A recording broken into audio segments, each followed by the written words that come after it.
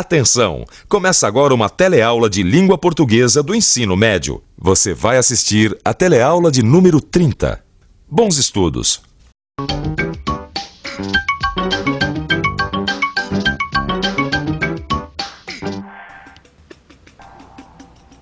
Estudar língua portuguesa também dá samba, meu amigo. Na teleaula de hoje você vai ver por quê. Nós vamos pôr em prática tudo o que a gente aprendeu sobre linguagem jurídica neste módulo. Vamos ver como ela é diferente da linguagem dos jornais, da música popular e da poesia. E de quebra, vamos ver como continua a história daquele advogado que ajuda um operário numa ação trabalhista.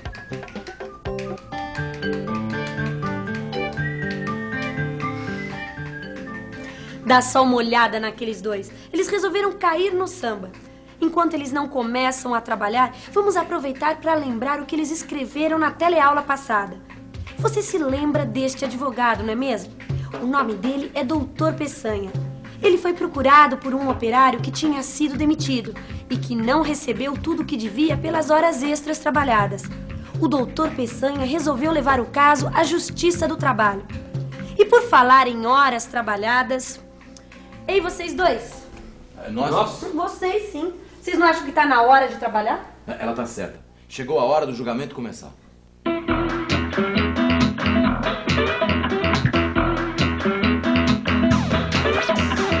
Chegou a hora do julgamento começar.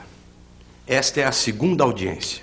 Na primeira audiência, nós tentamos conseguir um acordo entre as partes, mas infelizmente isso não foi possível.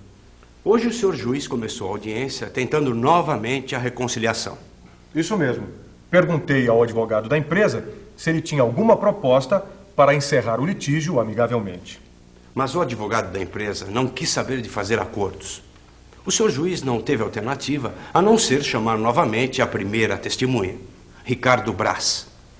Ele foi avisado pelo juiz que deve dizer a verdade e que mentir no tribunal é um crime que pode ser punido com prisão. Como é seu nome? É Ricardo Braz. Trabalha na mesma firma onde o reclamante trabalhava? Sim, senhor. O Dimas era meu colega de sessão. Sabe dizer o horário por ele trabalhado? O horário nosso de trabalho era o mesmo, das 7 às 19 horas com 1 hora de almoço. E os cartões de ponto eram batidos no horário real de trabalho? Antes era. Depois, quando chegou o novo chefe, a gente teve que se acostumar com a regra de bater o cartão antes da hora. Explique melhor isso. Explico sim. Funciona da seguinte maneira. A gente entra às 7 e bate o cartão. Depois, a gente bate 11h30, mas só sai para o almoço meio-dia. Depois a gente volta a 1 hora e bate normal. Às 5h30, a gente bate o cartão como se fosse embora para casa. Mas a gente só sai mesmo às 7. Isso mesmo. Às 5h30 eu bati o cartão, mas só largava o serviço às 7. Tá vendo como era verdade? Essa nós já ganhamos, doutor. Calma, Dimas, ainda é cedo para comemorar. Vamos ver o que a segunda testemunha tem a dizer. Você sabe quem é ele? Ele quem? Ele. Doutor Peçanha, esse aí é o tal do Agenor. Doutor Peçanha, esse infeliz aí é o tal do Agenor. O Agenor, minha nossa, agora que esse julgamento vai pegar fogo. Mas peraí, eu não me lembro desse tal Agenor. Até agora ele não tinha aparecido na história. Não, ele não apareceu, mas o Dimas já falou dele. Tá escrito aqui, ó, pode ver. Eu sempre agi correto com eles. Teve até aquela vez que eu ganhei um balão de 2 dias por causa de uma briga com o Agenor. Sujeitinho invocado. Mas fora isso, eles não têm o que falar de mim, não. É mesmo? Por causa de uma briga com a Agenor, o Dimas levou 2 dias de suspensão. E é por isso que o Dimas está apavorado quando viu o Agenor no julgamento. E foi exatamente nesse ponto que a gente parou. O Dimas vê o Agenor sentando no banco das testemunhas e diz pro doutor Peçanha. Mas, doutor Peçanha, esse infeliz aí é o tal do Agenor. Aquele que nós brigamos, que me fez levar um balão. Excelente. Excelência, data venia este... Data venia é você, ouviu? Não vem com ofensa pro meu lado, não, hein?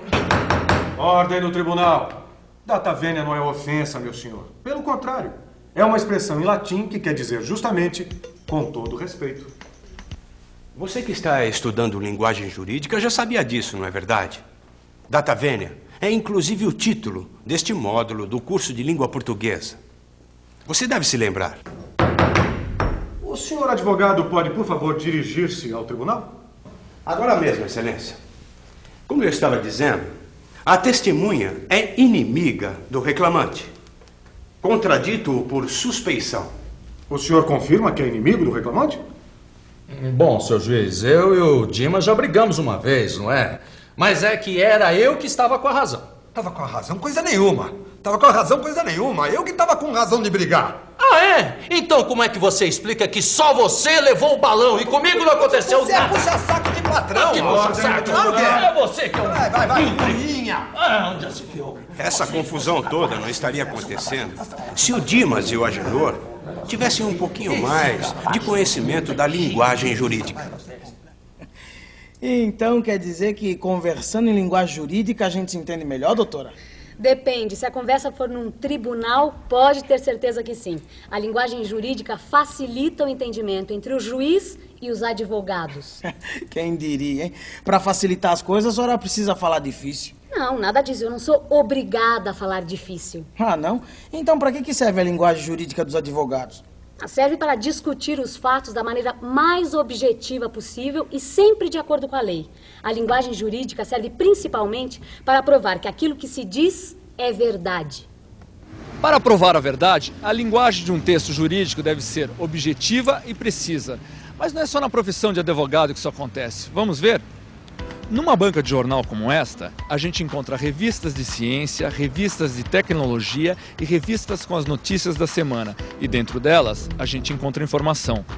A gente pode se informar lendo qualquer uma dessas revistas. Todas elas estão escritas em português. E todas elas devem ter o mesmo compromisso com a objetividade e com a verdade que a gente encontra na linguagem jurídica. Mas se a gente reparar bem, a linguagem dos textos é sempre um pouco diferente, dependendo do assunto de cada revista.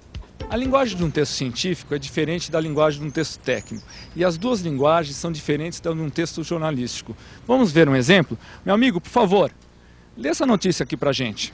Morre o guardador de carros Alexandre Felipe da Silva. Com 19 anos, ele tentava chegar à Itália como clandestino no compartimento de trem de pouso de um Boeing da Varig, onde a temperatura é de 50 graus negativos. O texto é curto e grosso, conta apenas o que aconteceu e mais nada. Em outras palavras, é um texto jornalístico totalmente objetivo. Você concorda comigo? Concordo. Você não acha que um texto que trata de um assunto tão triste como a morte poderia ser escrito diferente? Poderia. E se fosse um samba, você acha que o texto ficaria muito diferente da revista? Depende do sambista, né? Eu falava, mas você não me escutava, não. Iracema, você atravessou contramão. E hoje ela vive lá no céu. Senhor, de lembrança guardo somente suas meias, seu sapato. Iracema, eu perdi o seu retrato. Você já tinha ouvido este samba do Adoniran Barbosa, que ele estava cantando com Elis Regina? E o Adoniran é tão famoso que não precisa nem apresentar. Mas para quem não sabe, ele nasceu no interior de São Paulo em 1910 e morreu em 1982.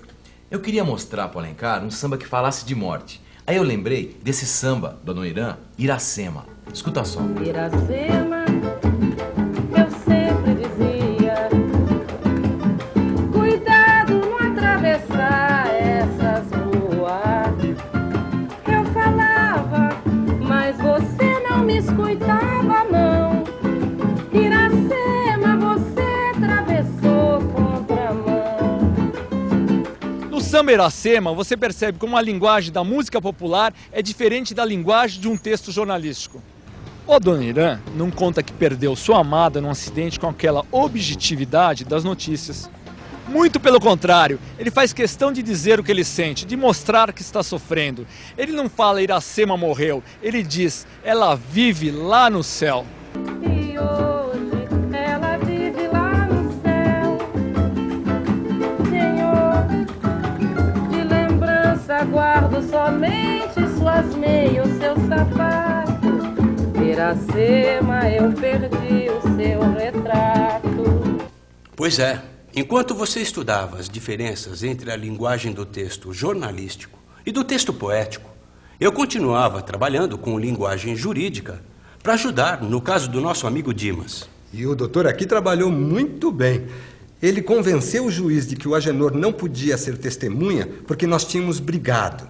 E como ninguém testemunhou contra o meu cliente, eu não tive a menor dificuldade em provar que ele estava certo. É, mas eu ainda vou ter muita dificuldade em receber o dinheiro daquelas horas extras.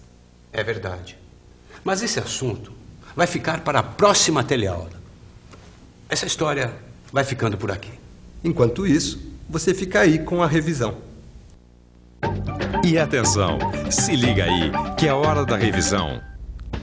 Hoje você entendeu por que a linguagem jurídica precisa ser objetiva e precisa. Você aprendeu que a objetividade também é importante na linguagem dos textos de informação. E viu ainda que nas letras das canções e nos versos dos poemas, a linguagem não precisa ser objetiva nem informativa. A teleaula acabou, mas a batucada e os estudos continuam. Para tocar o samba como se deve, eu preciso ensaiar. Para aprender de verdade, você precisa estudar. Vai fundo que eu dou a maior força.